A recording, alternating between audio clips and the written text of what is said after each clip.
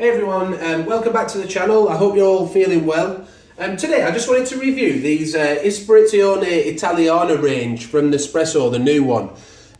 Because it's one of them where when they first introduced it, I thought it was a temporary range, like a limited edition one, like the Milano one was. And I think they did a Palermo one, didn't they? But it's not, it's actually a permanent range, this one, and it replaces the Intenso range here. It's just a revamp of that, but they've dragged in this Livanto capsule into it because that's an Italian coffee from around, based on flavours of like the Genoa area.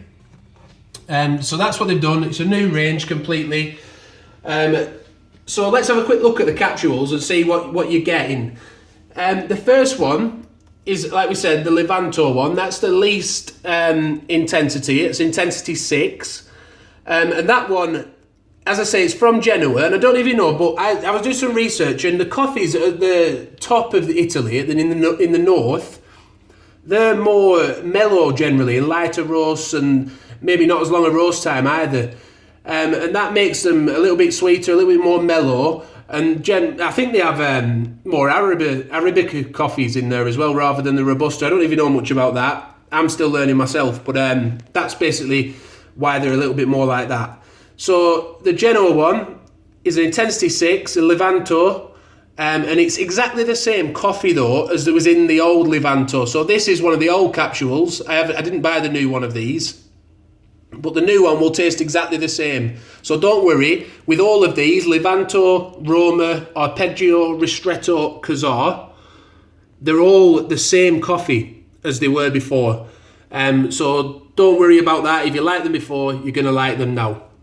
The Roma one is the only one that's a little bit different when I say about the north and the south and the divide in the type of coffee, because Rome is so historically a mix of all of Italy that they've tried to reflect that in this capsule, and it's very balanced. And you know, most people will probably like that capsule because there's a bit of something in there for every taste.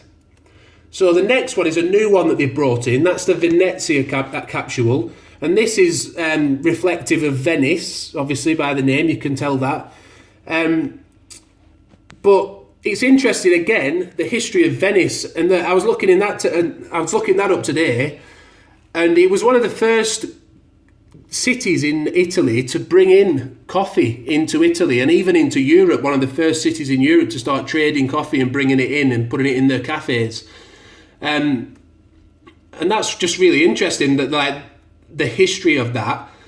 And they've tried to reflect that again with this coffee. It's an intensity 8, I think this one is. And it's got just sort of, it says balanced harmoniously, caramel notes, and a thick body, and expertly roasted. So it's a really nice capsule. That I'll just give my personal review on it. It's a nice mellow capsule, but it's got nice flavours to it, a nice body. So give that a try. I'd really, if you're not into extremely intense coffees, that's really nice as an espresso. So we'll move on to Arpeggio. This is Florence. I think they call it Firenze or something, but Arpeggio, exactly the same as the old Arpeggio. And again, I always thought that this was a coffee that everyone would like, or most people would be happy to drink it. And when I read up about it, you realise why, because again, they've tried to sort of drag elements of North and South Italy into there, and that kind of makes it a nice middle of the road capsule. The Ristretto one is intensity 10. Obviously, it's a good one to use if you like smaller coffees. The Ristretto, 25ml. I'm not sure where that one's based, whether it's based on an area or not. I don't know if it is. Maybe if you know that, you can leave a comment below. But it's nice. It's good as a cappuccino as well. You can have it as an espresso. It doesn't have to be a Ristretto.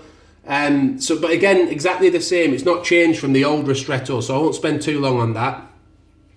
So now we get to like South Italy, really far south, and that's where we start getting a bit more Robusta coffee, and mixed with the Arabica, and that you get longer roasting times as well, roasted at higher temperatures, and that really brings out the bitter flavours in the coffee, the earthy flavours, the smokiness.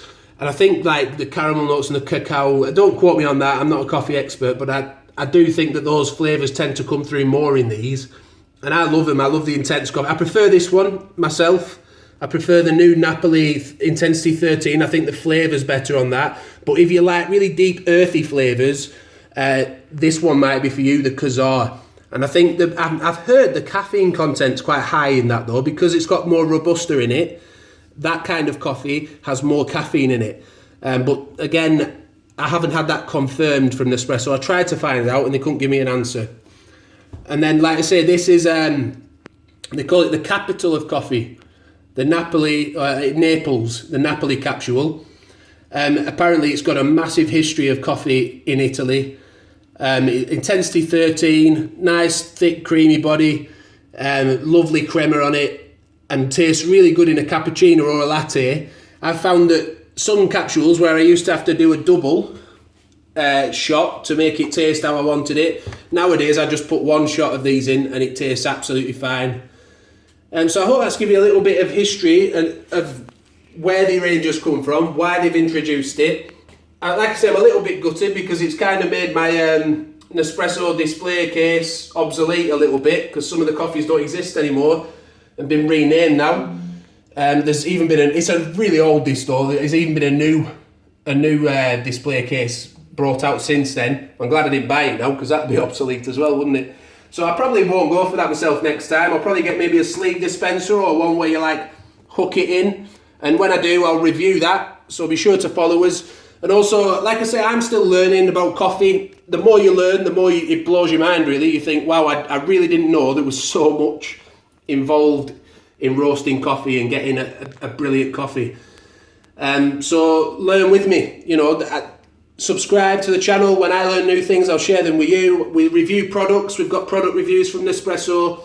We're going to be reviewing these capsules individually. So if you want to know more about them and the exact flavours in them, where the beans come from, what area of the world, then follow us, subscribe, and we'll go through them one by one. Not every single video. I don't want it to be a boring list of 7 days of these capsules. But over the next few weeks, months, we'll be gradually reviewing each one of these while looking at other products from Nespresso and looking at how to make other coffees as well from Nespresso. So I hope you've enjoyed the video. If you have any questions, please leave a comment below. We like your comments. If we can help, we will. If not, maybe someone else who follows the channel or another subscriber can help you out. But really, thank you for watching this video. And please subscribe, please like the video and share it with your friends. Bye for now.